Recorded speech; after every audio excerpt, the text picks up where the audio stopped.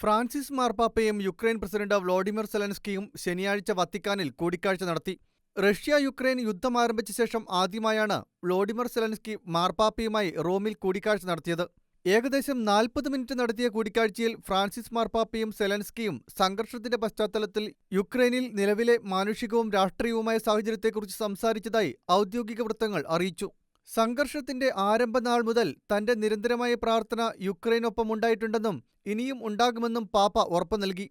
സംഘർഷ സാഹചര്യത്തിൽ പെട്ടുപോയ ദുർബലരായ ആളുകളോടും നിരപരാധികളായവർക്കും മാനവികതയുടെ പ്രത്യാശാകിരണങ്ങൾ നൽകണമെന്നും മാർപ്പാപ്പ ഊന്നിപ്പറഞ്ഞു. മാർപ്പാപ്പയ്ക്ക് മഡോണയുടെ ചിത്രം വരച്ച ബുള്ളറ്റ് പ്രൂഫ് വസ്ത്രവും സെലൻസ്കി സമ്മാനിച്ചു. വത്തിക്കാൻ വിദേശകാര്യമന്ത്രി ആർച്ച് ബിഷപ്പ് റിച്ചാർഡോ ഗല്ലഗറുമായും ഇറ്റാലിയൻ പ്രസിഡന്റ് സെർജിയോ മാറ്ററെല്ലയുമായും പ്രധാനമന്ത്രി ജോർജിയ മെലോണിയുമായും സെലൻസ്കി കൂടിക്കാഴ്ച നടത്തി. യുക്രൈന് സൈനിക പിന്തുണ ഉൾപ്പെടെയുള്ള പിന്തുണ തുടരുമെന്നും പത്രസമ്മേളനത്തിൽ മെലോണി പറഞ്ഞു. അതേസമയം ഇറ്റലിയിലേക്ക് സ്വാഗതം ചെയ്തതിനും യുദ്ധസമയത്ത് യുക്രൈനിയൻ പൗരന്മാർക്ക് അഭയം നൽകിയതിനും സെലൻസ്കി മെലോണിയയ്ക്ക് നന്ദി അറിയിച്ചു.